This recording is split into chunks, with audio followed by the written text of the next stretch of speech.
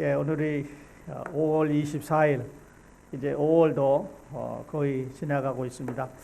아직도 코로나 바이러스는 우리 주위에 맴돌고 있는데 오늘 아침 통계를 보니까 세계적으로는 531만 명이 발생을 해서 34만 2천 명이 사망을 했다고 나옵니다. 또 미국도 165만 7천 명이 발생을 해서 97만 2천 명, 거의 10만 명의 환자가 이제 사망을 한 걸로 나와 있습니다. 우리가 살고 있는 일리노이에도 10만 7천 명 이상이 발생을 해서 4,790명, 건 5천 명이 이제 사망에 육박해 가고 있습니다. 안타까운 것은 우리 주변에 있는 지인들이 이 바이러스로 희생이 돼서 지난주에는 우리 근처에서 목회하시던 우리 이태근 목사님이 소천을 하셔서 장례식에 이렇게 다녀오는 안타까운 일이 있었습니다. 말씀드리기 전에 이제 미담 한 가지를 소개해드리고 시작을 하려고 하는데요. 우리 텍사스, 우리 달라스에 살고 있는 제니하고 크리스라는 부부가 3분 동안에 그 4명의 아이를 보이를 낳았습니다.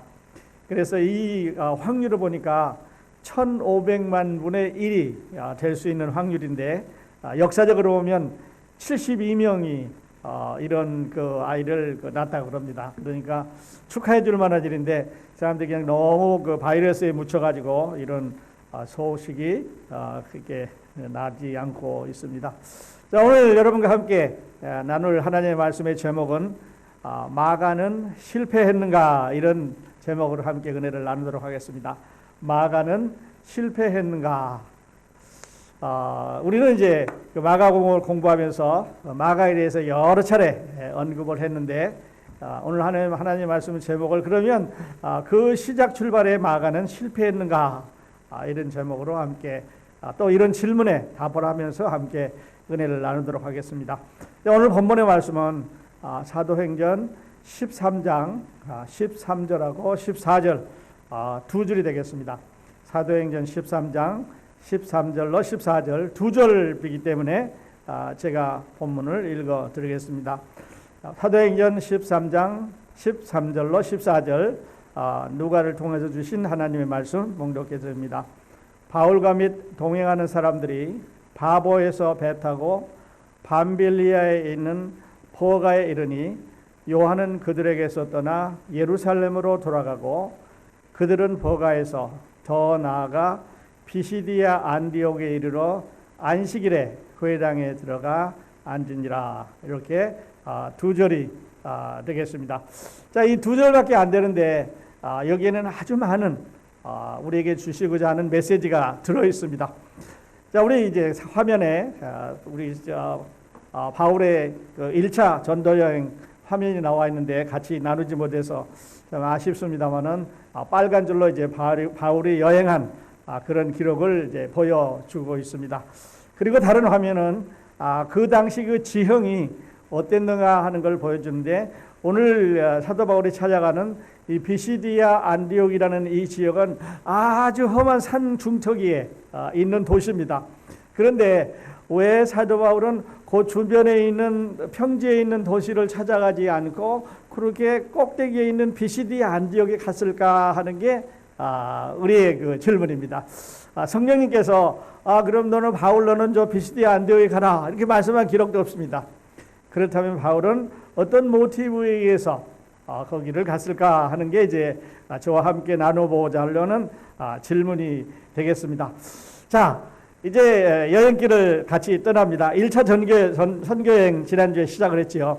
2년 걸렸습니다. AD 47년에서부터 AD 49년까지의 기록이고 드디어 오늘 바울이 리더로 나가기 시작을 합니다.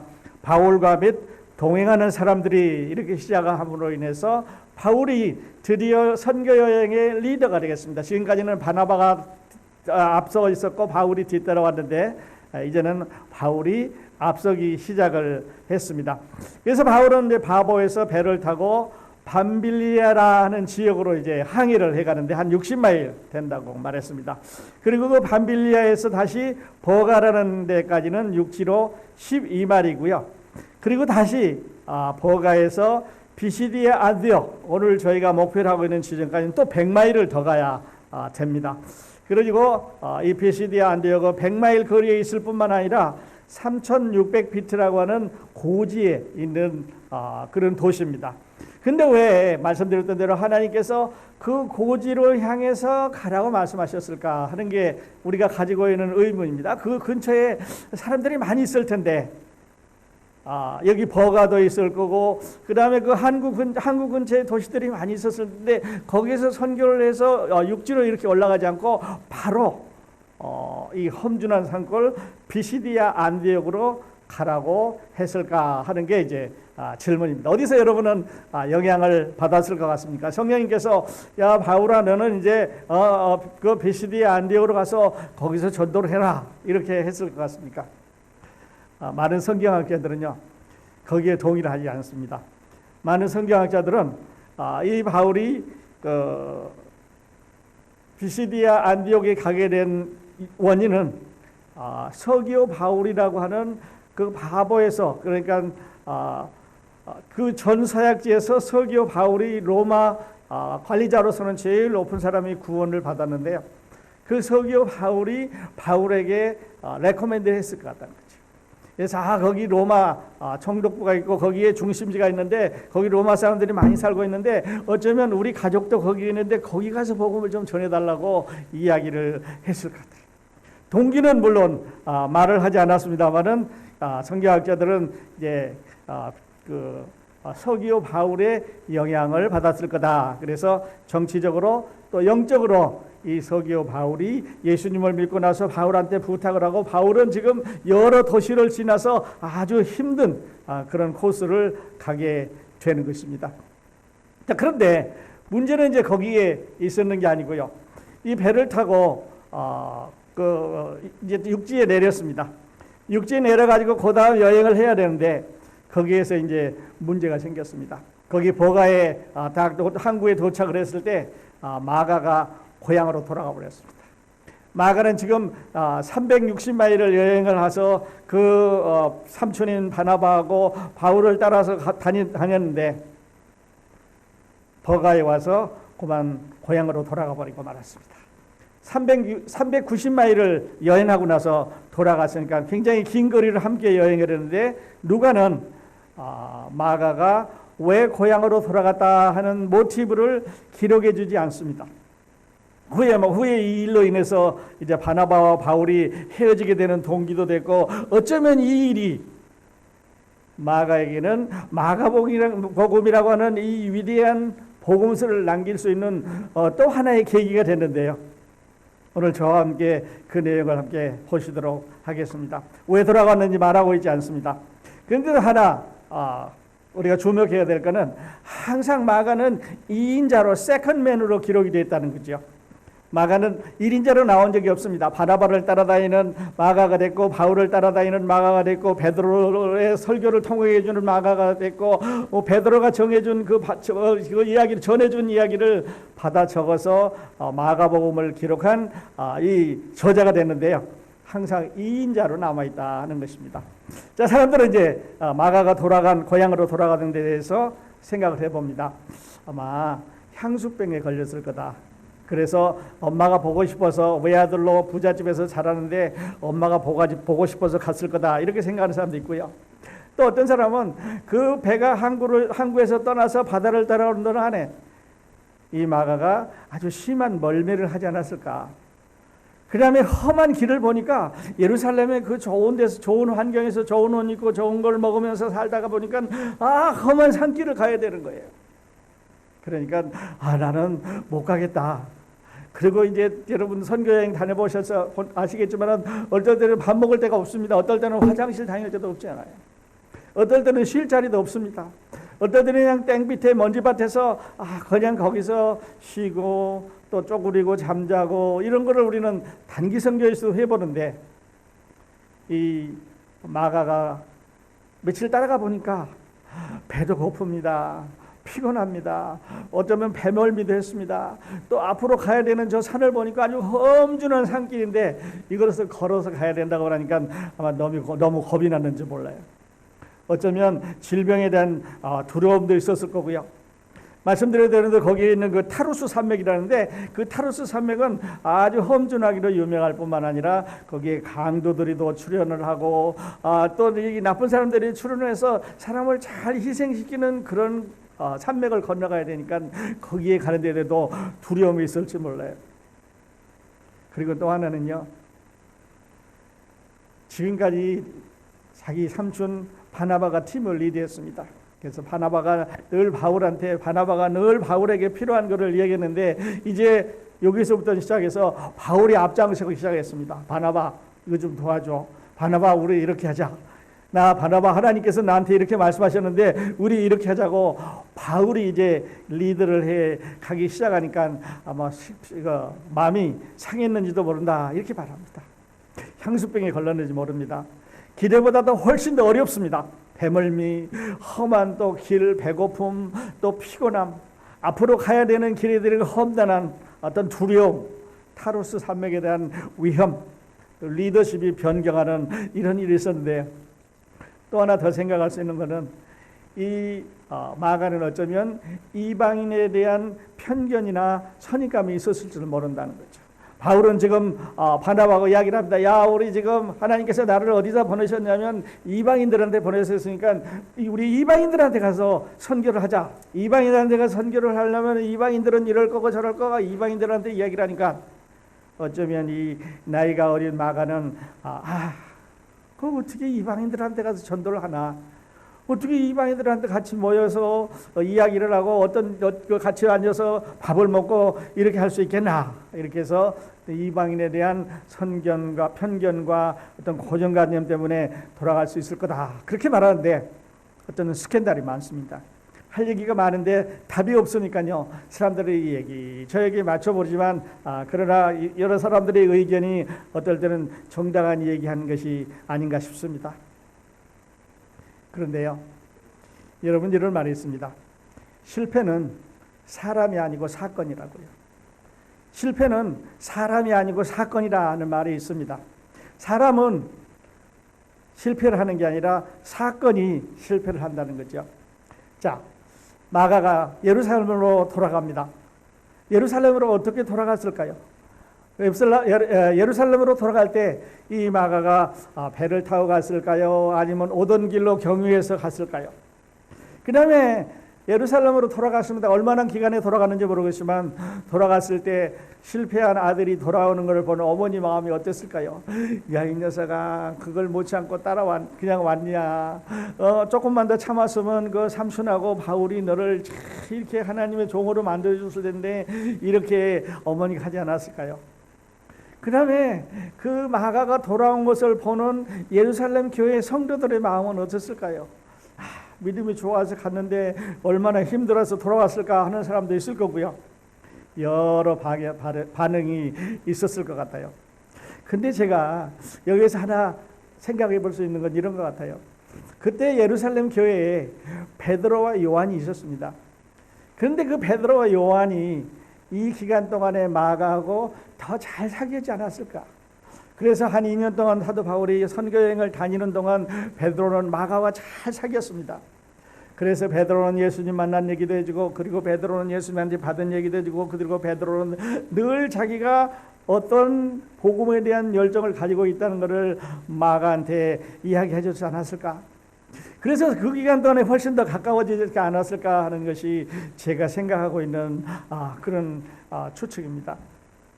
그리고 마가는요, 그 이모션, 즉 감정이 있었을 거예요. 어쩌면 실패에 대한 두려움, 또 부끄러움, 또는 죄의식, 또 갈등, 어쩌면 대인 기피증, 사람들의 이야기를 합니다. 마가는 말이지 선교여행 갔다가 돌아왔대. 마리아의 아들, 그 외아들 마가 있잖아. 그 친구 선교여행 갔다가 실패하고 돌아왔대. 어쩌면 그랬을지 모릅니다. 요즘 말로 하면요, 드랍 아웃이죠. 드랍 아웃한 미셔너리입니다. quit, 그냥 도중에 돌아왔습니다. 근데 중요한 거는 실패는 마가가 한 것이 아니고 선교 여행에서 실패했습니다. 자, 왜 그러는지 또 보도록 하겠습니다. 이제 마가가 이제 떠난 다음에 여러분, 마가는 지금 예루살렘에 가서 이제 새로운 분위기를 맡고 있는데, 마가가 떠난 후에 뒤에 두 사람이 남았습니다. 바울과 바나바가 남았죠. 그러니까 일손이 모자랍니다. 그리고 선교사에 대한 존경심이 아마 더 약해질지도 모릅니다. 여러분, 혹시 지금까지 살아오시면서 또 앞으로 이런 일이 있을지도 모르는데 실패해본 경험이 있으십니까? 우리는 실패 다 해보고 살았습니다. 큰 실패도 해보고 작은 실패도 해보고 비즈니스에 대한 실패도 해보고 여러 가지 경험에 실패를 해보면서 살았습니다. 노벨 문학상을 탄 죄송합니다. 노벨 과학상을 탄 미국의 생리학자 레코프위츠라고 하는 이 친구가 이런 말을 했습니다. 나는 99% 실패했고 1% 성공했을 뿐이다. 내 인생은 99%가 실패였고 1%가 성공을 해서 내가 노벨 과학상을 받았다, 이렇게 말해 본 적이 있습니다. 우리가 잘 아는 말로 실패는 성공의 어머니다, 그렇게 하는 거죠. 그리고 토마스 에디슨, 그 발명왕이라고 하는 사람은 이렇게 말합니다. 나는 실패한 것이 아니라 안 된다는 것을 10,000번 반복했을 뿐이다. 그러니까 실패한 게 아니라 10,000번을 안 되는 것을 계속했을 뿐이다, 이렇게 말했습니다. 요즘 텔레비전에서 라스트 댄스라는 이런 텔레비전 그 프로그램이 나와서 옛날에 미국의 유명한 농구선들이 나와가지고 그 전성기를 이야기하는 것을 몇 번 본 적이 있는데, 거기에 그 마이클 조던이 아주 영웅처럼 나옵니다. 여러분, 마이클 조던 보면 성공한 사람 같고 미국 역사상에 그만큼 농구 잘하는 사람 없을 것 같은데요. 이 마이클 조던이 고등학교 때 농구 선수가 되겠다고 어플라이를 했습니다. 그랬더니 퇴짜당했어요. 너는 농구 선수가 될 수가 없다. 그러니까 마이클 조던이 농구 선수가 될 수 없다고 퇴짜를 당하니까 여러분 마음이 어떻겠습니까? 그때서부터 연습을 더 했습니다. 그때서부터 더 열심히 했습니다. 그래가지고 이렇게 말합니다. 나는 내 농구 경기에서 9,000번 이상 골을 못 넣었다. 나는 거의 300경기에서 이길 수 있는데 졌다. 나는 26번 나로 인해서 팀이 실패하게 만들었으니까 나는 실패자다, 이렇게 말합니다. 그러면서 이야기를, 나는 내 인생에서 실패하고 또 실패하고 또 실패했다, 그렇게 말합니다. 근데 그 실패했다고 하는 그 마음이, 그 실패가 경기에서 졌다고 하는 그것이 마이클 조던을 훌륭한 경기자로 만들었다고 한 말이죠. 아인슈타인이라는 유명한 사람 여러분 잘 아시죠? 이 사람은 4살 때까지 말을 못했습니다. 학교에 보내는데 말을 못하니까, 유치원에 보내니까 말을 못하니까 선생님이 부모님한테 이렇게 말했습니다. 이 아이는 커서 훌륭한 사람이 될 수가 없으니까 데리고 가라고. 4살까지 말을 못하는 아인슈타인이 여러분 인류 역사에 어떤 일을 만들었습니까? 실패가 아니라 그 사람의 이벤트가 잘못한 것이지 사람이 아니라는 거죠. 월트 디즈니라고 하는 디즈니 월드 만든 사람이 있습니다. 온갖 상상력을 다 동원하죠. 짐승을 가지고 사람처럼 의인화해서 아주 재밌게 만들고, 그 다음에 어린애 아이들의 마음을 싹 이게 얻을 수 있는 여러 가지 그 모양을 만들어 가지고 이제 보여주고 돈을 벌고 막 사람들을 이제 사람들의 마음을 바꿔가고 있는데요. 이 친구가 처음에 신문사에 가서 기자를 했대요. 그러니까 신문사 기자가 그 사장이 이걸 읽어보고, 야, 너는 상상력이 없고 표현력이 불충분하니까 우리 회사에서 안 되겠다고 퇴출을 시켜버렸어요. 회사에서, 신문사에서 쫓겨났습니다. 그러니까 월트 디즈니가 집에 들어와서, 야, 내가 상상력 좀 있는 것 같은데 왜 나를 안 알아줄까 하고 생각하고 또 연구하고 개발하고 한 게 디즈니 월드, 월트 디즈니가 만든 아주 유명한 유로학 시설은 세계적으로 유명하지 않습니까? 토마스 에디슨은요, 국민학교 다닐 때 어머니를 아주 부끄럽게 했어요. 학교 보내라 말하니까 이 아이 데리고 가서 집에서 가르치든지 말든지 아주 멍청하다고 말했습니다. 그런데 토마스 에디슨이 얼마나 많은 것을 우리에게 남겨주었습니까? 그러니까요, 실패라고 하는 것은 그것을 어떻게 보느냐, 어떻게 받아들이냐에 따라 달라지는 것이지, 그것이 이벤트지, 그것이 사람이 아니라는 거죠. 마가가 선교 여행에서 돌아온 것은 선교 여행에서 적응을 못했기 때문에 집에 돌아온 것이지, 마가가 실패자가 아니라는 거지요. 여러분, 우리 인생을 살아가면서 어떤 일을 하시다가 잘 안 되면 그것이 잘 안 된 것이지, 어떤 일을 하다 실패했으면 그 일에 실패한 것이지, 내가 실패자가 아니라는 거예요. 그래서요, 여러분, 실패를 만나면 긍정적으로 받아들이는, 야, 누구든지 할 수 있는 거다. 다 실패를 할 수 있는 거다. 그러므로 부끄러운 게 아니다. 그래서 실패는 이제 그 토마스 에디슨처럼, 실패의 아이콘인 토마스 에디슨처럼 실패는 성공의 어머니다라고 태도를 바꾸면 우리의 삶이, 우리 인생이 바뀌어 간다고 하는 거죠. 자, 그런데요, 오늘 설교 제목에도 말씀드렸는데, 만일에 마가가 실패하지 않고, 여러분 저와 함께 이제 상상을 해보는 겁니다. 여러분 저와 함께 가정을 해보는 겁니다. 만일에 마가가 실패하지 않고 바울을 따라갔습니다.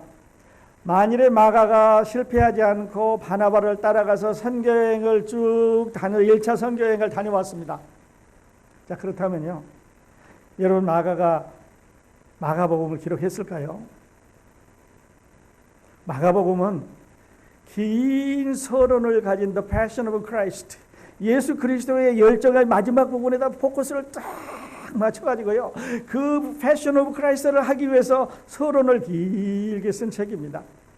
그러니까 마지막 부분이 그 아주 박진감 넘치는 필력으로 베드로가 일러준 대로 그대로 적었는데요, 만일에 마가가 실패하지 않고 바울을 따라서 선교여행을 잘 다녔으면 마가복음을 기록할 수 있었을까요?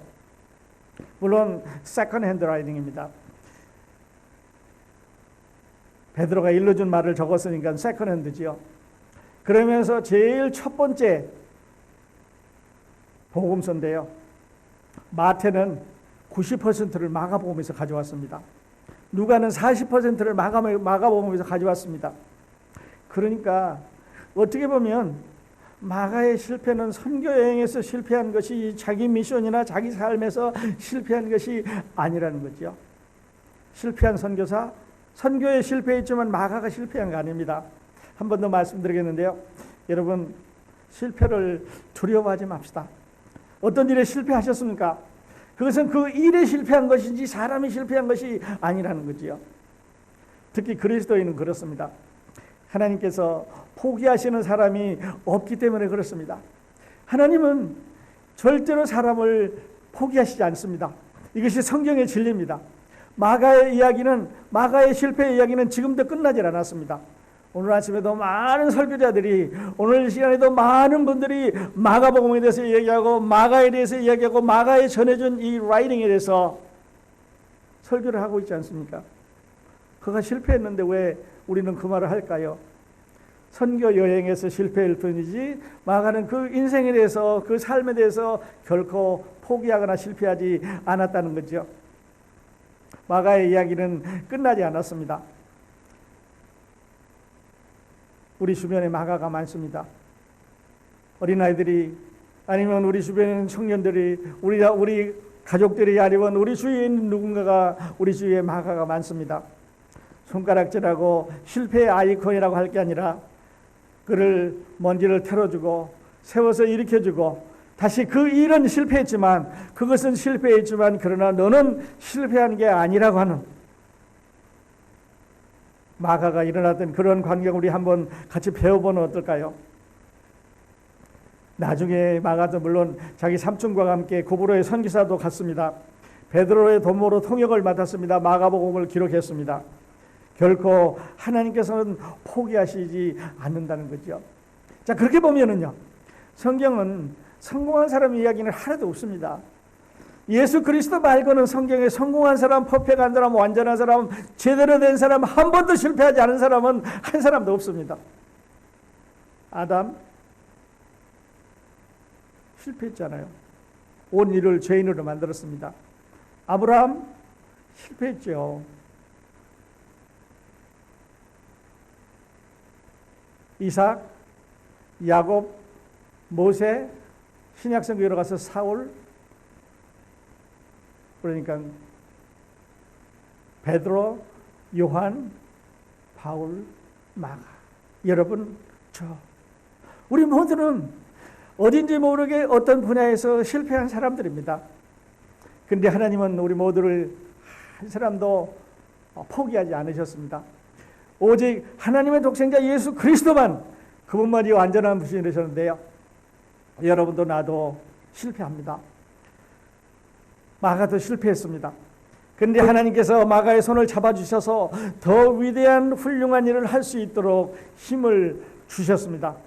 사랑하는 여러분, 이제 우리는 마가를 뒤돌아보면서 너는 실패의 아니코이다, 너는 선교에서 실패했다, 이렇게 실패자를 볼 게 아니라 너의 그 실패가 베드로를 만나게 했고, 너의 그 실패가 베드로를 통역하게 했고, 너의 그 실패가 마가복음이라고 하는 위대한 책을 적을 수 있었으니까 그것은 실패가 아니라고 우리가 말할 수 있어야 되지 않겠습니까? 마가는 실패한 사람이 아닙니다. 그 다음에요, 하나 더 질문은, 자, 그렇다면 아까 말씀드렸던 대로 비시디아 안디옥을 가게 되는데 그 험한 산을 넘어서 산 꼭대기에 올라가서 거기에서 왜 전도를 하려 했을까, 시작을 했을까 하는 것에 대해 말씀을 드렸는데, 물론 그 주위에 있는 4개의 도시를 이제 다음 주부터 함께 보도록 하겠습니다만은 험한 곳입니다. 그래서 우리는 생각하기를, 서기오 바울이 추천을 했을 거다. 거기 가봐라. 거기 유대인도 많이 살고 있고 로마 정부 사람들도 많이 살고 있고, 거기를 가면 그 주위에 있는 여러 가지 지형을 알 수 있기 때문에 거기로 가라고 아마 추천을 했을 것 같아요. 그러니까 힘든 곳을 올라가서 했지요. 그래서 사도 바울은 비시디아 안디옥에 들어가서 이제는 선교를 하기 시작을 합니다. 주일마다 유대인의 회당에 들어가서 설교를 하지요. 아니, 이방인의 사도라면서 왜 유대인의 회당에 가서 선교를 시작하냐, 이렇게 아마 물어보실지 모르겠는데요. 먼저 유대인이니까요.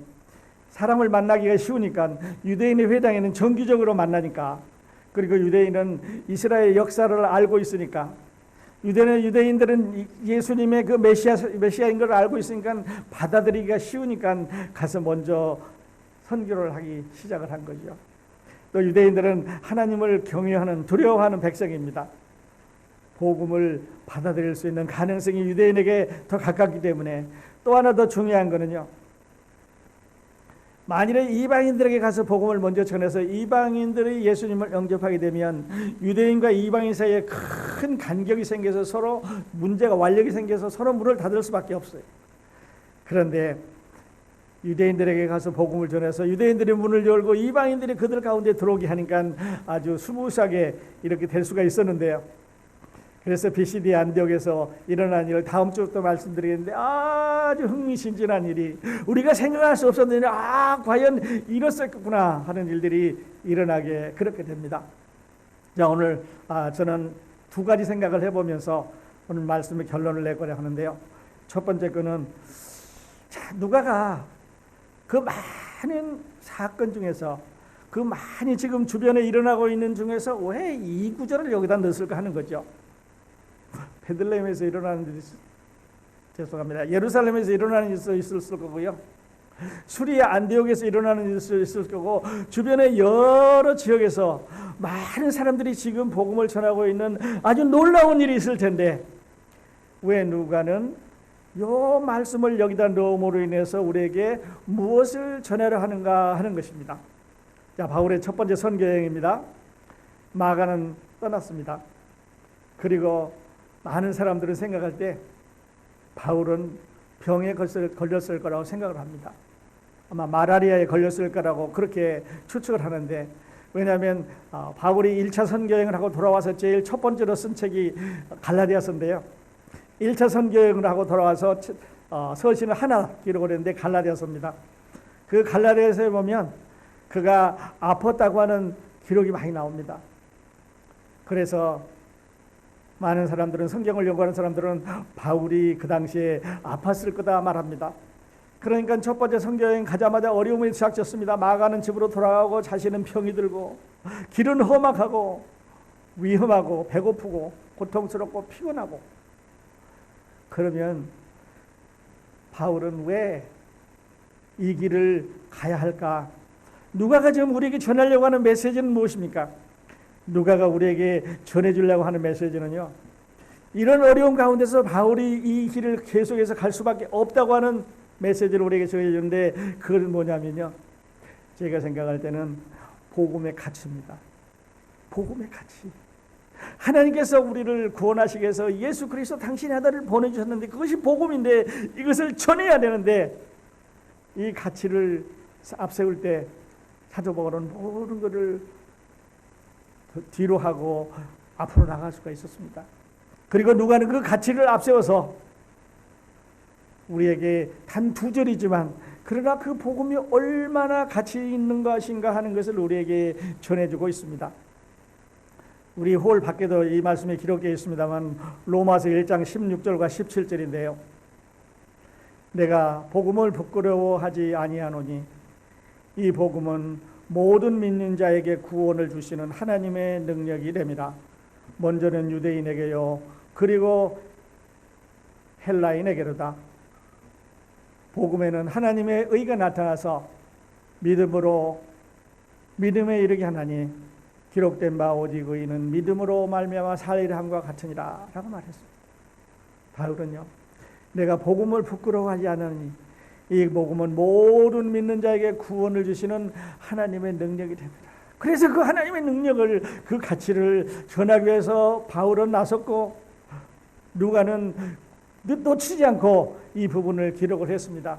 지금 예루살렘에서 일어나는 일을 기록한 게 아닙니다. 시리아 안디옥에서 일어나는 일을 기록한 게 아니고 다른 여러 디아스포라 지역에서 일어나는 일이 아니라 바로 바울을 따라가면서 이 복음의 가치를 우리에게 전해 주고 있습니다.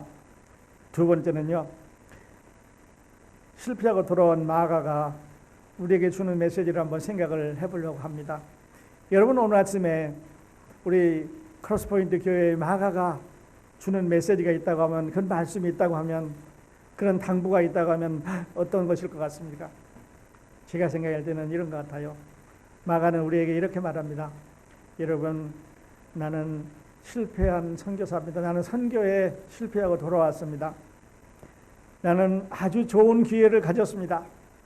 바울과 또 바나바와 1차 선교회를 갈 수 있는데 드랍하고 퀴트하고 못 견디고 되돌아왔습니다. 이유는 말하지 않습니다. 모티브는 말하고 있지 않지만, 그리고 돌아와서 나는 베드로를 만났습니다. 그래서 베드로로부터 위로를 받고 그에게서 많은 것을 배우고, 그리고 그의 말씀을 통역을 했습니다. 그리고 말씀을 통역했을 뿐만 아니라 베드로 사도의 도움을 받아서 제가 마가복음을 기록을 했습니다. 그러므로 제가 선교에서 실패하고 돌아온 것은 내가 선교에서 못 견디고 돌아온 것이지 하나님께서는 나를 포기하지 않으셨습니다라고 하는 것을 말씀을 드리고 싶습니다. 여러분, 하나님은 자비로우셔서 넘어진 나를 털어서서 먼지를 털어 이렇게 세우시고 베드로를 소개시켜 주시고, 그리고 더 많은 일을 해 주셨습니다. 나중에 바울도 나를 찾았지요. 바울도 나를 보고 싶어 했습니다. 그러니까요, 실패한 것이 아니라 그 선교여행은 내가 견디지 못하고 돌아왔지만 그러나 하나님은 나를 통해서 하실 일을 다 하셨습니다. 이렇게 말씀을 드리고 싶습니다. 여러분, 실패한 일이 있으십니까? 아니면 실패하고 있는 일이 있으십니까? 두려워하지 마시고요, 하나님 앞으로 나오십시오. 하나님은 여러분의 실패도 아름답게 받아주십니다. 그리고 축복해 주십니다. 라고 마가는 우리에게 메시지를 전해주는 것 같아요. 우리 삶에서 실패하셨습니까? 어려운 일이 있으셨습니까? 아니면 지금 어쩌면 실패 가운데 있다고 좌절하고 낙심하고 계십니까? 하나님은 여러분을 버리시지 않습니다. 하나님은 그것을 여러분이 실패라고 말하지 않고 그 사건에 대해서, 그 상황에 대해서, 그 이벤트에 대해서 실패한 거라고 말씀하고 있습니다. 사도 바울은요, 고린도전서 15장 9절로 10절에서 이렇게 말합니다. 나는 사도 중에 가장 작은 자라. 나는 하나님의 교회를 박해하였으므로 사도라 칭함을 받기를 감당하지 못할 자니라. 그러나 내가 나된 것은 하나님의 은혜로 된 것이니 내게 주신 그의 은혜가 헛되지 아니하여 내가 모든 사도보다 더 많이 수고하였으나 내가 한 것이 아니요 오직 나와 함께 하신 하나님의 은혜로다 라고 말했습니다. 하나님의 은혜로다. 뒤돌아보십시오. 실패는요, 다음 할 수 있는, 다음 은혜를 기다릴 수 있는 스테이션입니다. 다음 일을 시작할 수 있는 웨이팅 룸입니다. 좌절하거나 돌아서거나 실패했다고 해서 숨지 마시고 이제 당신을 찾으시는, 우리를 찾으시는, 여러분을 찾으시는, 마음 상한 여러분을 또 찾고 계시는 우리 주 예수 그리스도, 또 하나님 앞으로 나오시는 여러분 다 되시기를 우리 주 예수 그리스도의 이름으로 축원합니다.